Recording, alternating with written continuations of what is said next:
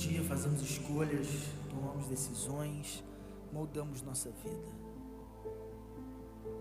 Vivemos centrados em nós mesmos, nossas vontades, nossos desejos, nossas opções.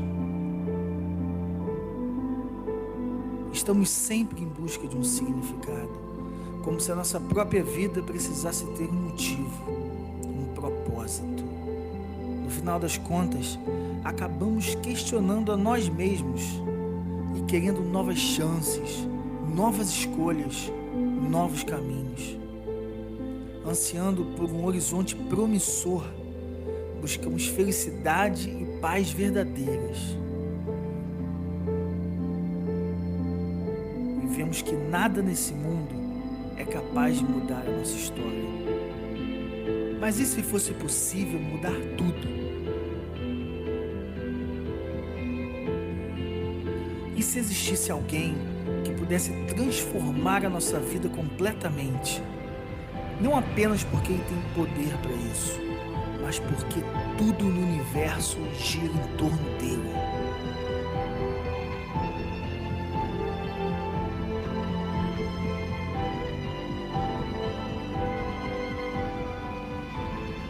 Aquele que nos criou pode fazer tudo novo. Quando pararmos de pensar que tudo na vida é sobre nós e entendermos que, na verdade, é tudo sobre Jesus.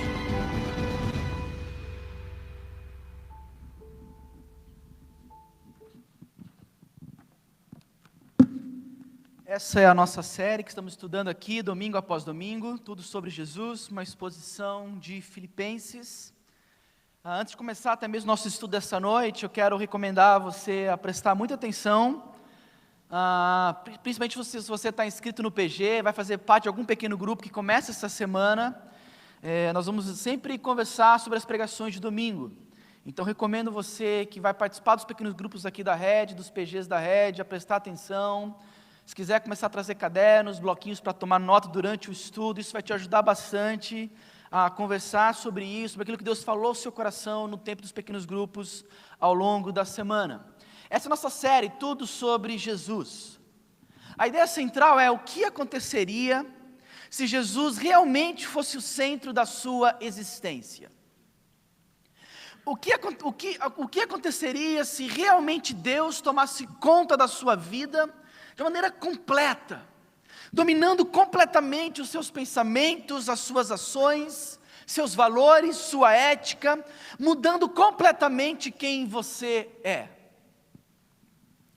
Como isso faria de você, por exemplo, um marido melhor? Ou como isso faria de você um filho melhor?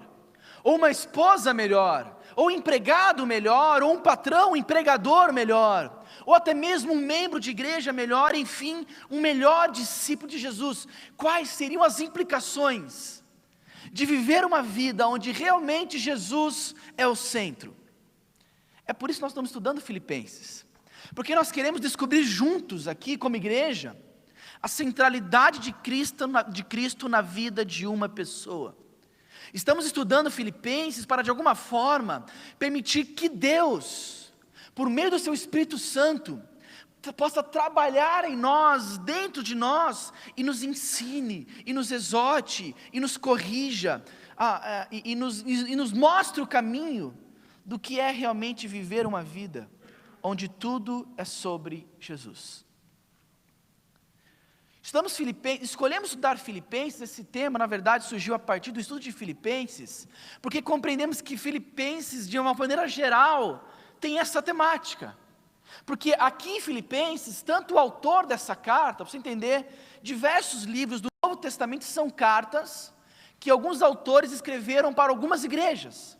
E nesse contexto aqui, o autor é Paulo, o apóstolo Paulo, um dos personagens centrais do Novo Testamento, depois de Jesus, é um dos personagens mais centrais do Novo Testamento.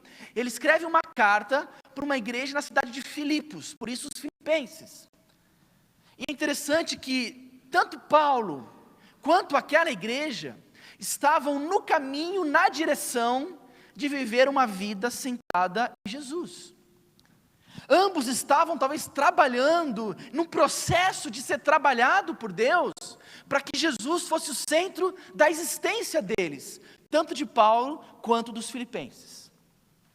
Na semana passada, estamos ainda no capítulo 1, mas nós vimos que o apóstolo Paulo revela no texto que nós estudamos na semana passada, a sua paixão, os seus problemas e a sua perspectiva.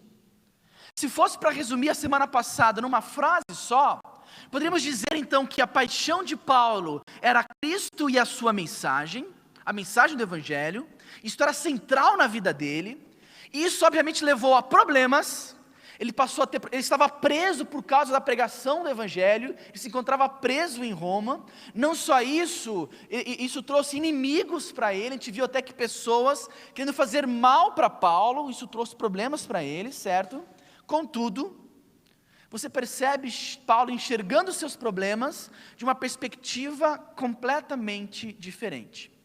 Esse foi o resumo da semana passada. A ideia central talvez seja que quando Cristo é o centro, os problemas são oportunidades de enxergar a vida com os olhos de Jesus.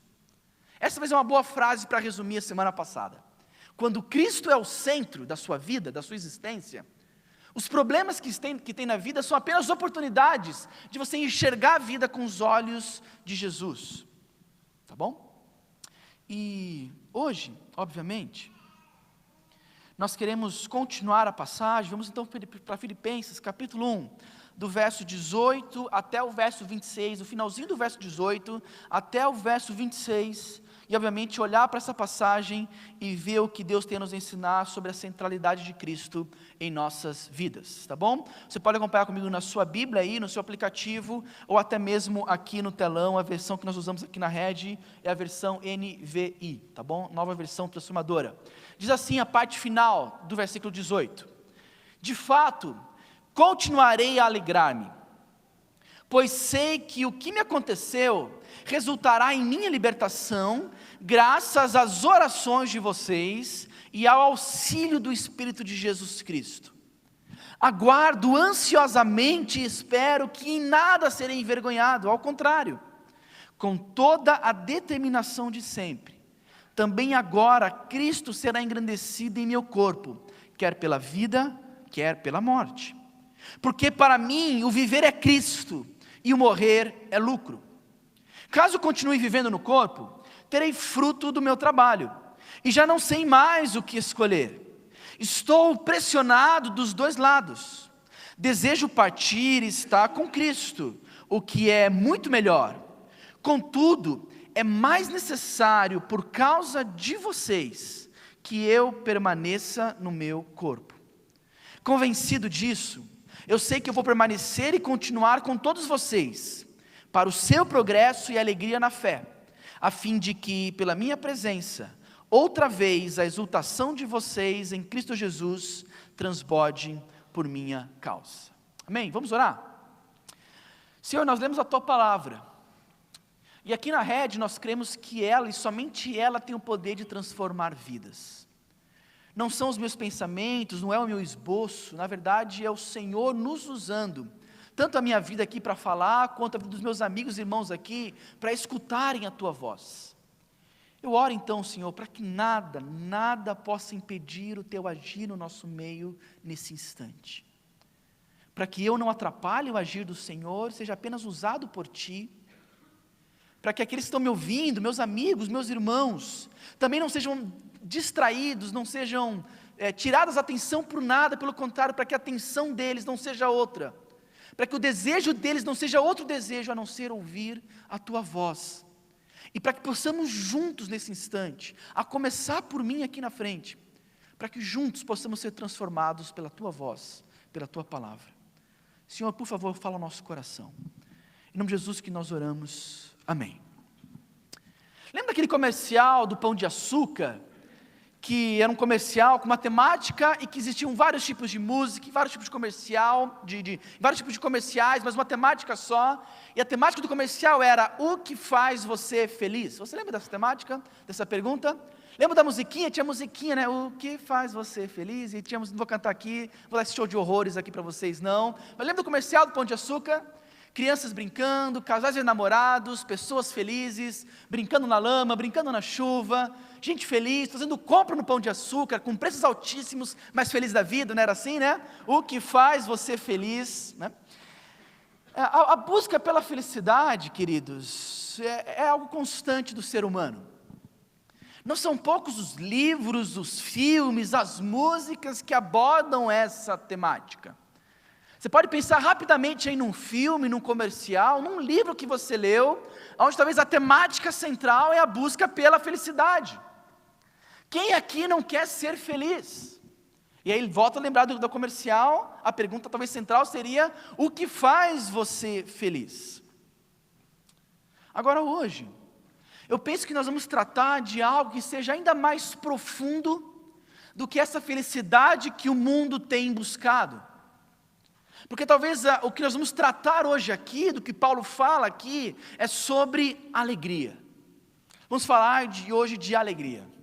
E eu creio que falar de alegria é falar de algo muito mais profundo do que felicidade.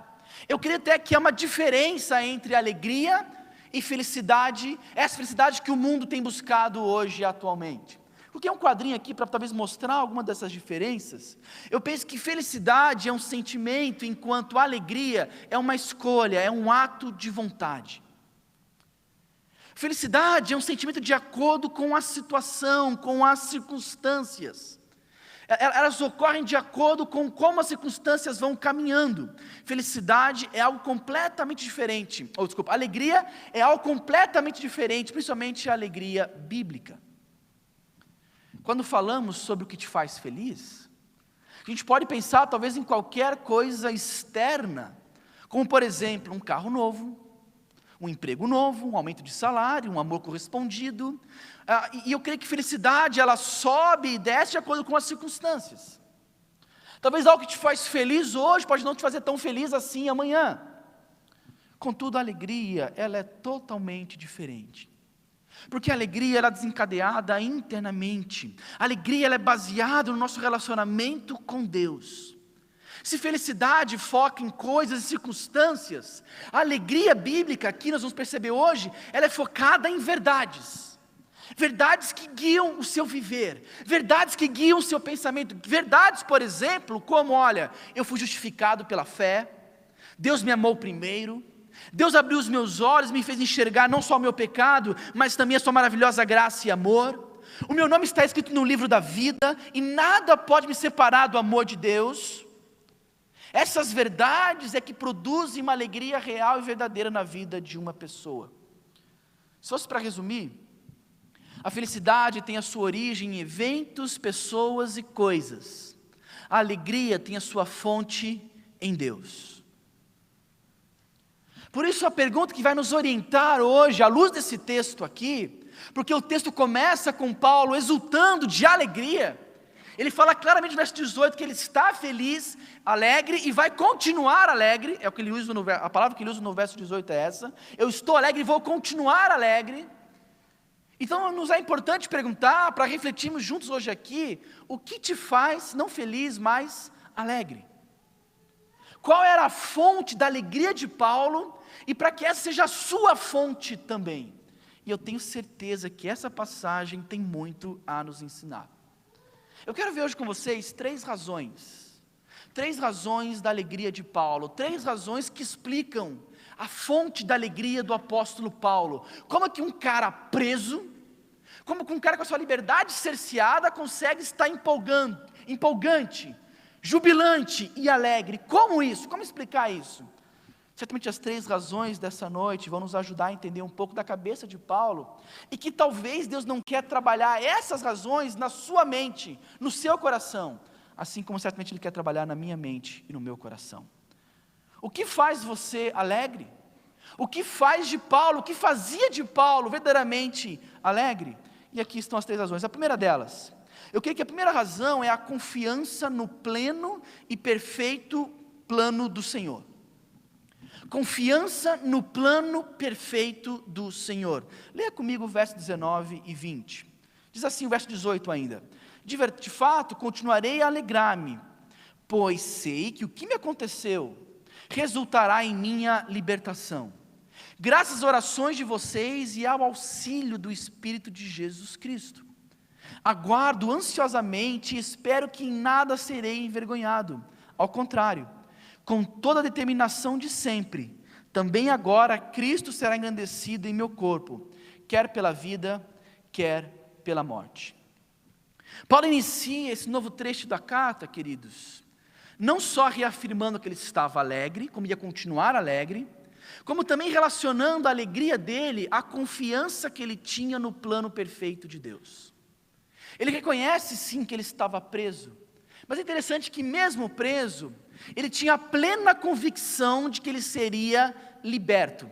Mas aqui preste atenção, porque quando ele diz que ele vai ser liberto, aqui certamente há um jogo de palavras e um duplo sentido nas palavras de Paulo.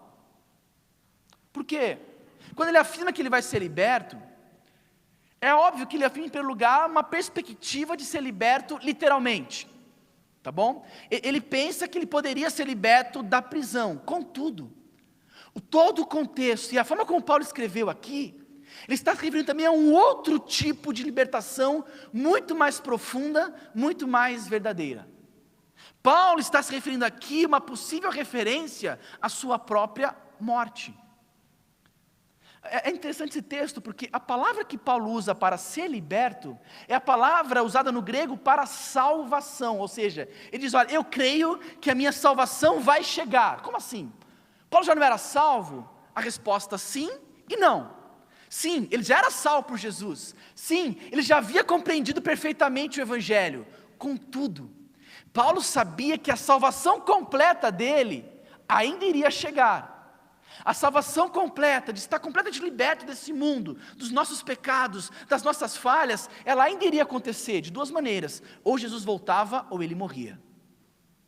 Quando Paulo aqui tem plena convicção de que ele será liberto, é uma referência não só talvez à libertação da prisão, mas uma referência também a ser liberto desse corpo e começar de fato a viver a vida verdadeira. Em outras palavras, Paulo aqui demonstra uma convicção de que Deus está cuidando do seu futuro, não importa que tipo de libertação aconteça com ele, seja da prisão ou seja morrendo, ele demonstra essa plena confiança no plano do Senhor. Ele mesmo escreveu lá em Romanos capítulo 12, que a vontade de Deus é sempre boa, perfeita e agradável. E isso explica para mim e para você, como um cara desse que estava preso, sofrendo todo o contexto de uma prisão, consegue estar feliz, alegre, radiante. Essa era a circunstância de Paulo aqui. Por que isso? Porque ele confiava no plano perfeito do Senhor. Paulo pode viver essa alegria porque ele tinha plena convicção de que a vontade de Deus era sempre boa, perfeita e agradável. Agora entenda bem, ele dá sinais no texto aqui de que isso não era algo que vinha dele. Essa confiança que produzia obviamente alegria, não nascia no coração dele, porque é comum pessoas olharem e falar assim, poxa, mas Paulo era assim. Talvez Paulo era esse cara mais propenso a olhar a vida de outra maneira. Não. Ele afirma aqui no verso 19, que a oração dos irmãos e a ação do Espírito de Jesus, do Espírito Santo, na vida dele, produzia essa confiança. Não era algo natural, não era algo que nascia no coração dele, poxa que legal, esse está aí um cara confiante, não. O que produzia essa confiança no coração de Paulo, e obviamente gerava uma alegria intensa e profunda, era a oração dos irmãos por ele, e a ação do Espírito Santo na vida dele. De forma, queridos, que confiar em Deus não é algo natural e espontâneo, mas é resultado de uma atitude intencional de oração e dependência. Não era porque Paulo era assim, não. Mas a oração do próprio Paulo, a oração daquela igreja por ele, a ação do Espírito Santo no coração dele produzia essa confiança e essa dependência nos planos de Deus. O que me chama a atenção aqui é que Paulo talvez poderia caminhar de duas maneiras, muito comuns para o nosso tempo. Talvez se Paulo fizesse parte de uma dessas igrejas evangélicas da atualidade, talvez Paulo poderia ter duas reações possíveis aqui. A primeira, talvez a gente poderia encontrar um Paulo aqui autoconfiante em si mesmo e determinando para Deus mudar essa situação dele. Se ele fizesse parte de algum tipo de igreja da nossa atualidade, correto? Poderia encontrar um Paulo aqui dizendo, não, olha, eu estou preso, mas eu determino que vai acontecer a minha libertação literal, tá ok? Eu vou sair daqui porque eu vou determinar para Deus que isso aconteça. Paulo poderia fazer isso. Se fizesse parte de algumas igrejas modernas, talvez seria incentivado a fazer isso. Que olham um problema na vida como um empecilho, como um pecado, e que para se livrar disso precisa determinar para que Deus faça acontecer. Paulo não faz isso. Ele não é autoconfiante em si mesmo, pelo contrário, ele confia no Senhor. Ele crê que Deus vai agir de alguma forma. Pode ser sendo liberto literalmente, ou pode até mesmo morrendo. Em ambas situações, ele está plenamente confiando nos planos perfeitos de Deus. Ou se talvez não fosse uma autoconfiança, Paulo poderia reagir, sabe de qual forma? Paulo talvez poderia agir com ansiedade. Ele poderia talvez ficar extremamente depressivo e preocupado com o que viria a acontecer. Infelizmente, a ansiedade é talvez uma das grandes inimigas que roubam a nossa alegria e a nossa confiança no Senhor. Na verdade, a ansiedade nada mais é do que independência do Senhor. Ansiedade é a declaração de que Deus não é bom e que seus planos não são perfeitos, por isso eu preciso me preocupar. Talvez Paulo podia ter todas as razões do mundo para cair e caminhar para a ansiedade aqui, mas ele também não faz. Porque por meio das orações dos seus irmãos, da sua própria oração, da ação de Deus na vida dele, ele cria que Deus tinha um plano perfeito, e o plano de Deus sempre é bom, perfeito e agradável. Talvez essa era a razão da alegria de Paulo, a primeira razão. Ele confiava nos planos perfeitos de Deus. Aquilo que rouba a nossa alegria, aquilo que de fato tira o nosso coração do eixo, aquilo que tira a nossa mente exatamente do eixo de nossas vidas, certamente é quando nós não confiamos que Deus é perfeito, que Deus é soberano, que nada acontece fora dos seus planos. E quando nós deixamos de crer nessas verdades, isso certamente rouba completamente a nossa alegria. Mas a segunda razão pelo qual Paulo tinha essa alegria intensa que vinha do Senhor, é o seguinte: Cristo era o centro de sua existência. O que faz alguém realmente alegre é ter Cristo como centro da sua existência. Leia comigo aí o verso 21 e também o verso 22. Diz assim, olha: porque para mim o viver é Cristo e o morrer é lucro. E caso continue vivendo no corpo, terei fruto do meu trabalho e já não sei o que escolher. Queridos, essa é uma das passagens mais fortes do apóstolo Paulo. Se você conhece um pouco das Escrituras, se conhece um pouquinho de história bíblica, você vai saber que essa é uma das frases mais marcantes em toda a Bíblia. É uma frase forte. É uma frase que eu confesso para você que sempre me incomodou. Lembra que eu já disse que, não disse hoje, mas eu disse em outras pregações, que estudar Filipenses às vezes vai se tornar um pouco desconfortável para a gente? E eu disse isso no contexto de que se torna desconfortável, porque muitas vezes nós vamos nos deparar com algumas verdades que vão nos incomodar um pouco. Algumas verdades que certamente vão ser como um soco no nosso estômago, como essa aqui. Porque aqui nós vemos Paulo falando uma frase, que é uma frase difícil de entender, muito mais difícil de repetir essa frase em voz alta, dizendo que é sua frase. A frase é: porque para mim o viver é Cristo e o morrer é lucro. Difícil, não? Deixa eu confessar algo para vocês. Esse texto sempre me incomodou demais. Eu sempre achei muito forte essa frase de Paulo: morrer é lucro. Eu sempre achei meio que loucura alguém olhar para a morte com esses olhos, como uma vantagem, como um ganho, como um benefício. Eu confesso para você que eu sempre fiquei encasquetado com essa frase, até porque eu não quero morrer, certo? E eu ficava pensando, como é que Paulo pode dizer isso? Como que Paulo, em sã consciência, pode dizer, e eu creio que ele está falando a verdade aqui, até porque se Deus permitiu que isso fosse registrado, se o próprio Espírito Santo inspirou Paulo a escrever isso, então é porque é verdade, ele realmente pensava assim, mas isso sempre me encasquetou. Como é que alguém pode pensar assim? Isso não entra na minha cabeça. E eu não quero ser hipócrita e olhar para esse texto e acabar esse culto e afirmar essa passagem, afirmar essa frase como se fosse minha, mas não é. Eu também não quero também fazer com que você afirme essa frase hipocritamente. Não, vou sair daqui porque para mim o viver é Cristo e o morrer é lucro. Porque se entrar um cara armado aqui essa noite, meu amigo, você vai orar como você nunca orou na sua vida, não é assim que funciona?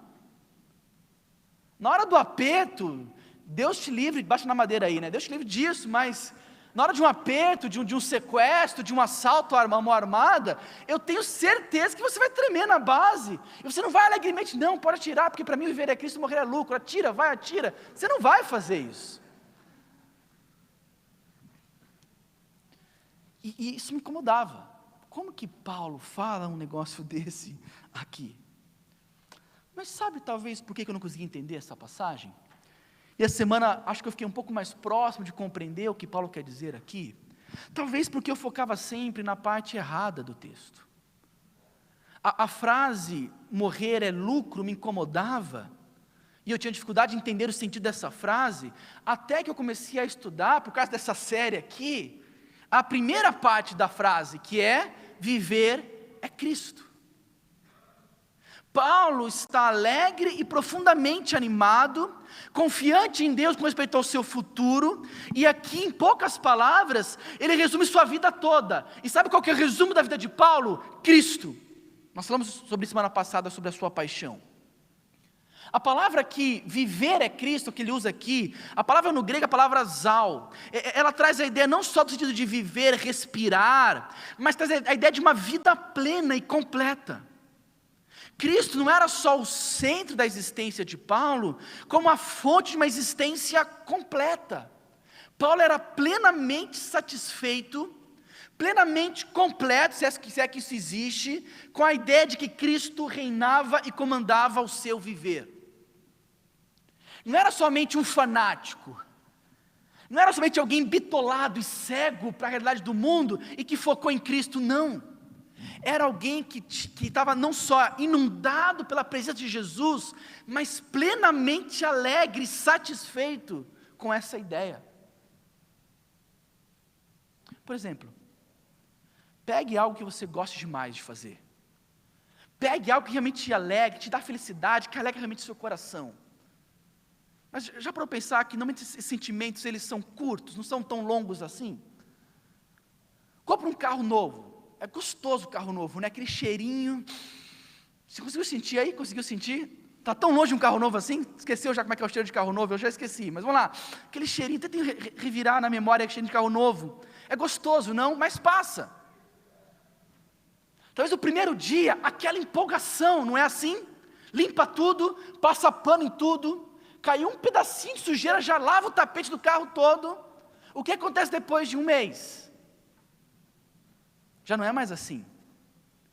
Passa.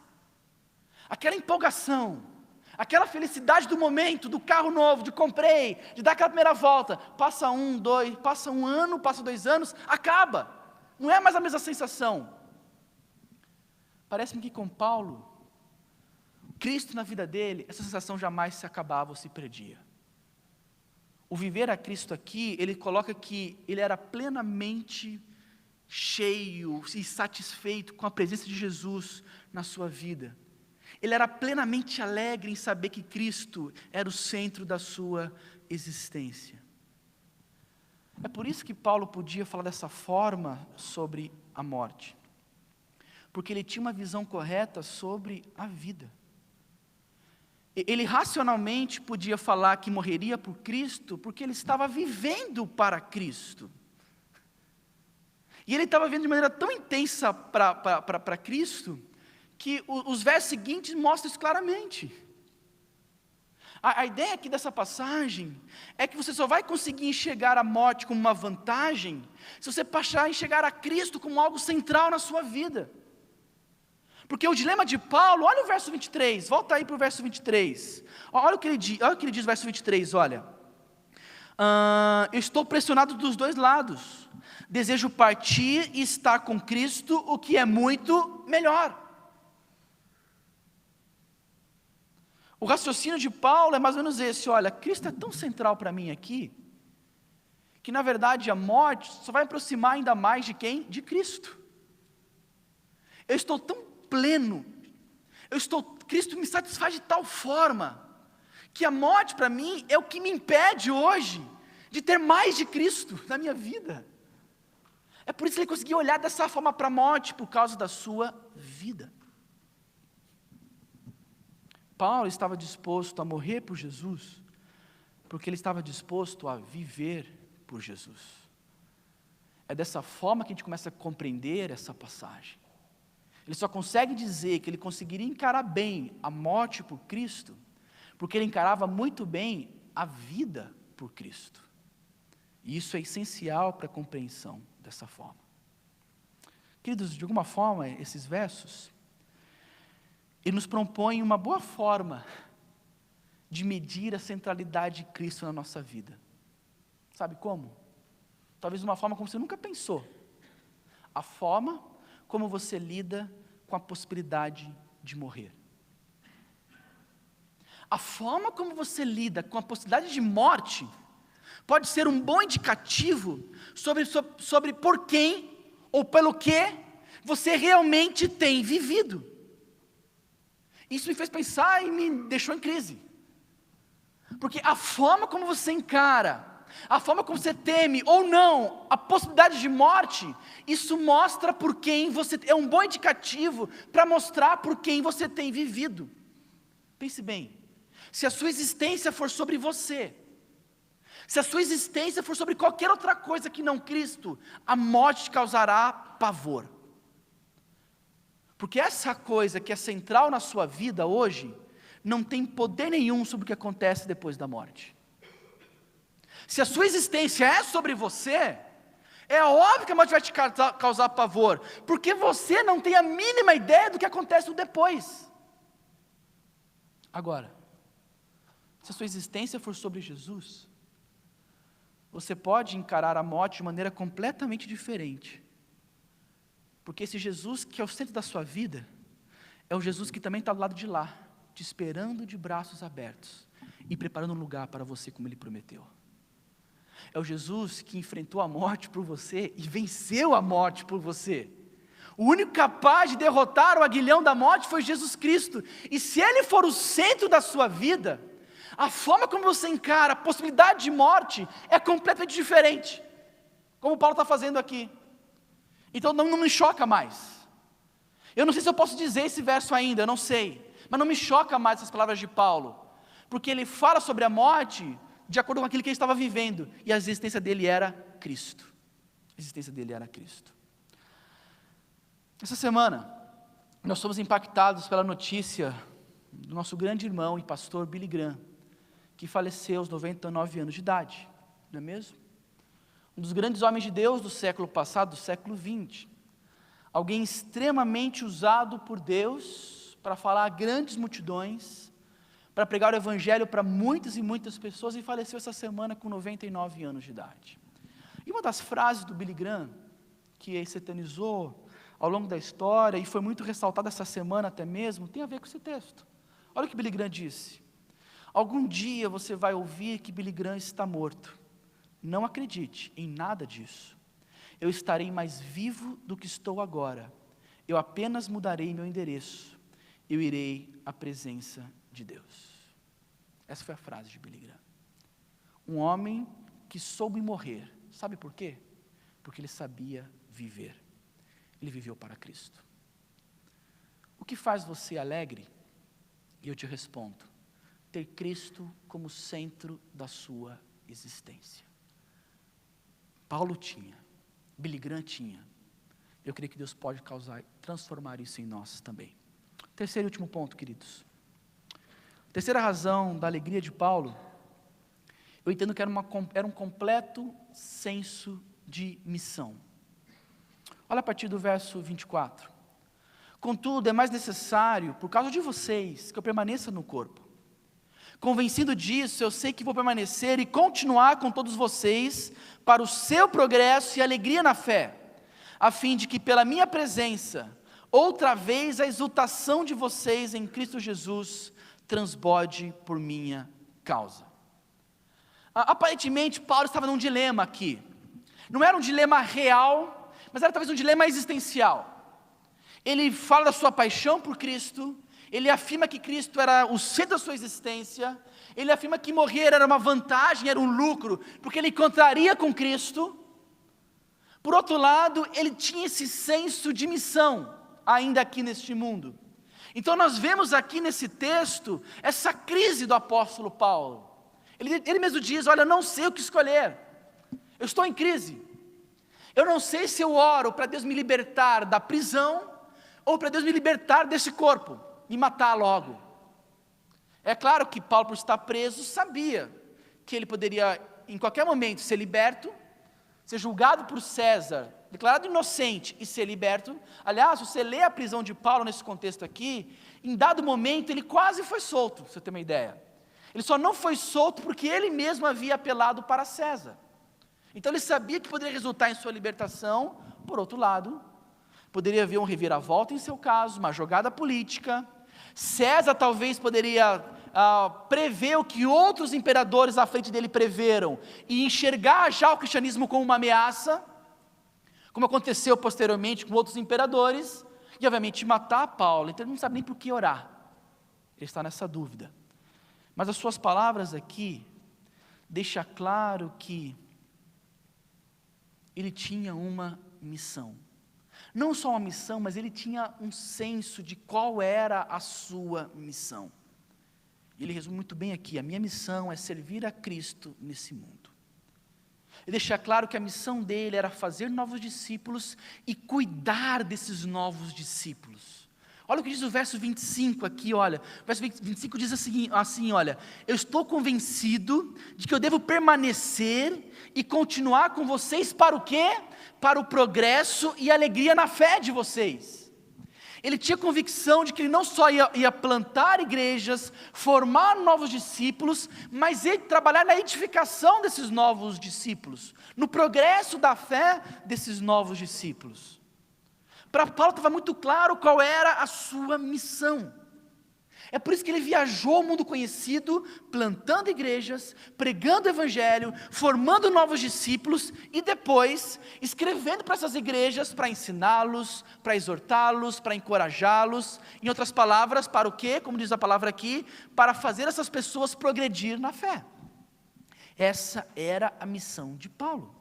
E ele tinha esse completo senso de que essa era a sua missão. Isso dava alegria para ele. Isso dava alegria porque isso dava significado, dava identidade, dava propósito.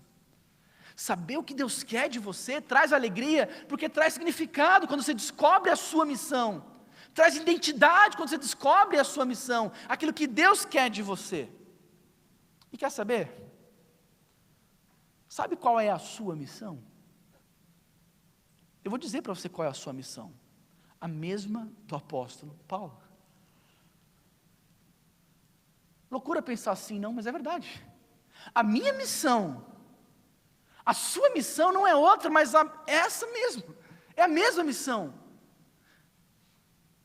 Talvez para você que está nos visitando hoje, seja você compreender o que Deus fez por você, para que depois você possa fazer outras pessoas compreenderem o que Jesus fez por elas. Essa é a missão de todo cristão.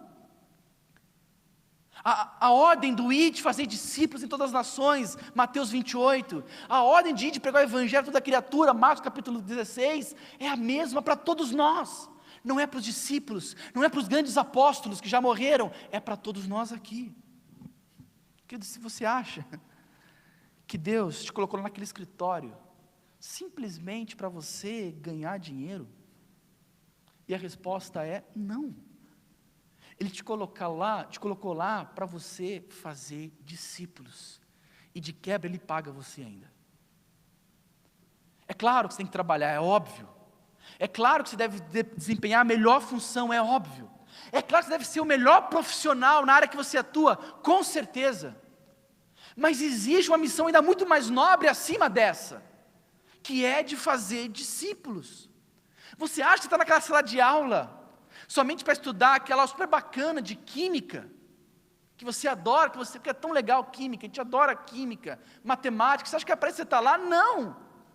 Você está lá também para aprender isso, óbvio, mas a tua função principal naquele colégio não é somente se preparar para o Enem, não é somente se preparar para fazer uma boa universidade, mas é fazer discípulos.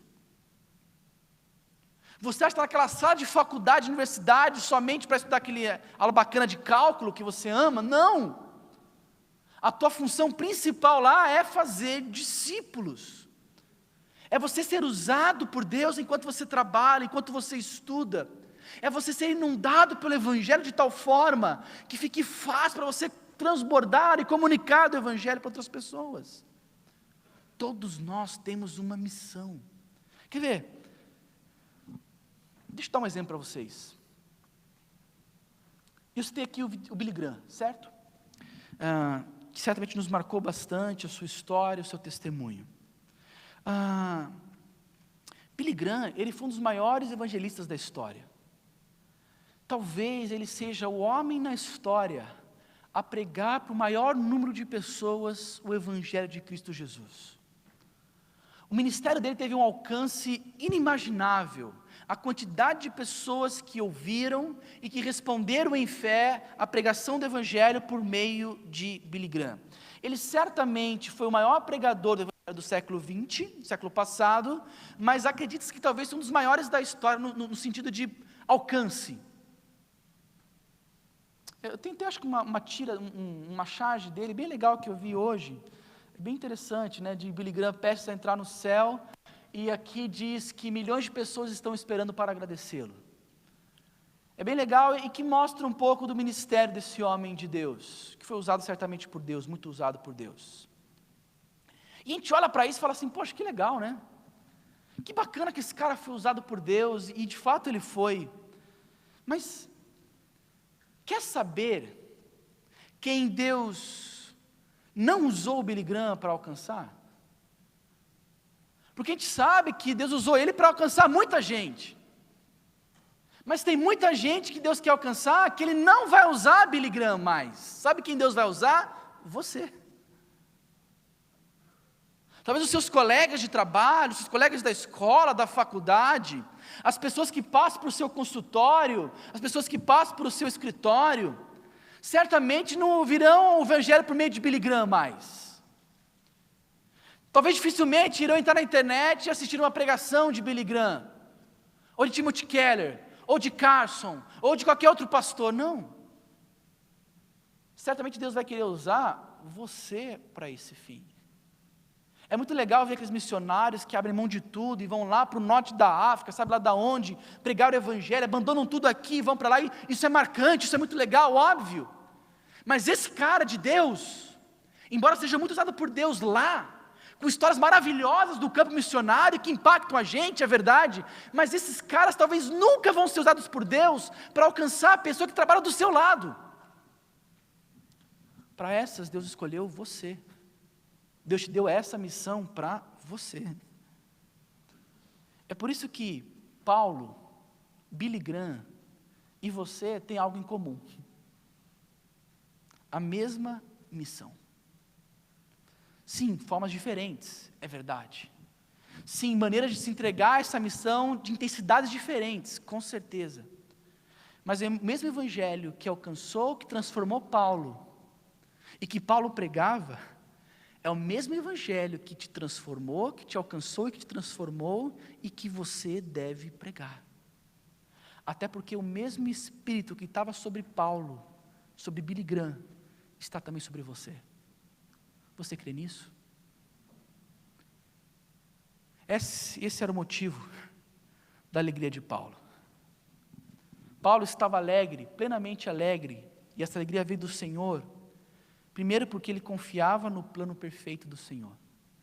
Segundo, porque Cristo era o centro da sua existência. E terceiro, porque ele tinha esse completo senso de missão. Abaixa a cabeça e fecha os teus olhos. Eu quero dar alguns segundos para você refletir sobre tudo isso. Alguns segundos para você conversar com o Senhor e ver em que área que Ele quer falar contigo essa noite. Talvez o primeiro ponto seja alguma área que Deus quer trabalhar com você.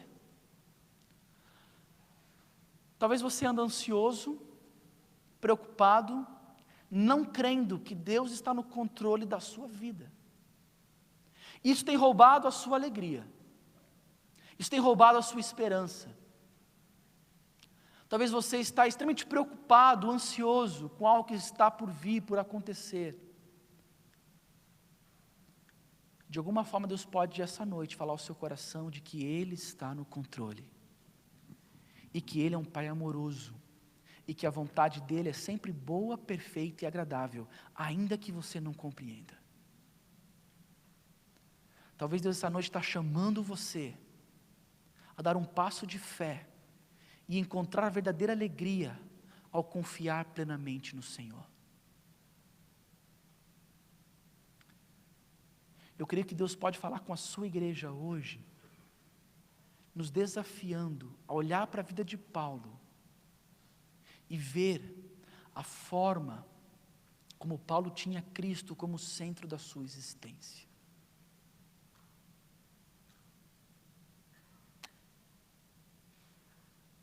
Eu reconheço que muitas vezes Cristo não tem sido o centro da minha existência.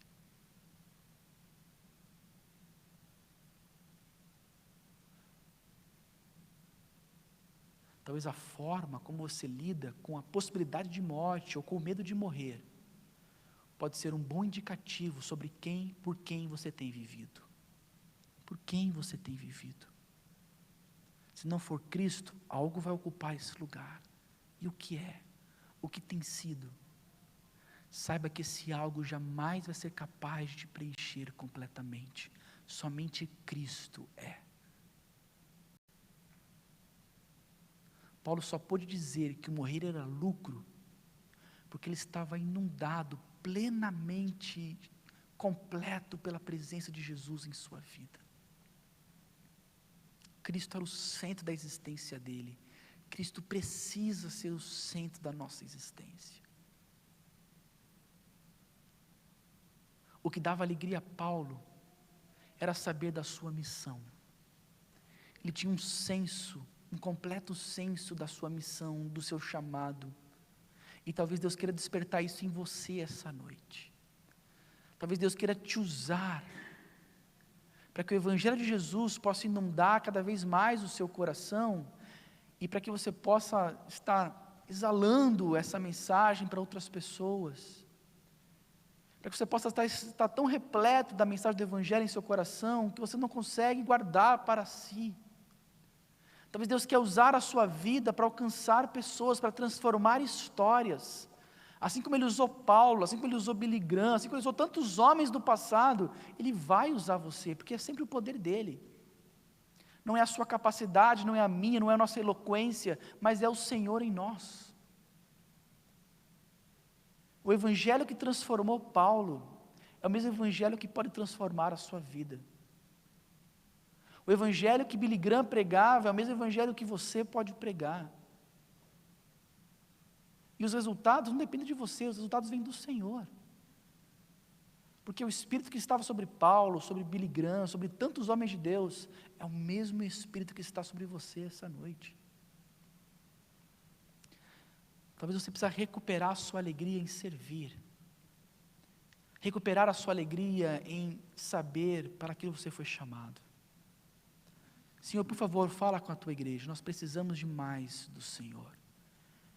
Precisamos ouvir a tua voz, precisamos entender completamente a tua palavra, porque somente ela que tem o poder de nos transformar. Senhor, por favor, em nome de Jesus, aplica essa mensagem em nossos corações. Senhor, nos trabalhe, Senhor, profundamente em nossa alegria. E para que a nossa alegria possa ter essas bases, esses fundamentos da confiança no Senhor, de Cristo como centro, de um completo senso de nossa missão, para que possamos encontrar nossa verdadeira alegria nessas coisas. Por favor, Senhor, trabalhe em nós. Deus, se alguém entrou aqui hoje, essa noite, buscando algo, tendo qualquer outra coisa no centro da sua vida que não Jesus, para que haja transformação nesse momento, para que nesse momento essas pessoas possam confessar Jesus como Salvador das suas vidas, para que essas pessoas possam compreender que o Senhor as ama, que o Senhor morreu por elas, e que há vida, Deus, verdadeira somente em Cristo Jesus, para que essas pessoas saiam daqui sabendo que a única vida que vale a pena ser vivida é aquela vida que tem Jesus Cristo no centro. Fala, por favor, Deus, aos nossos corações.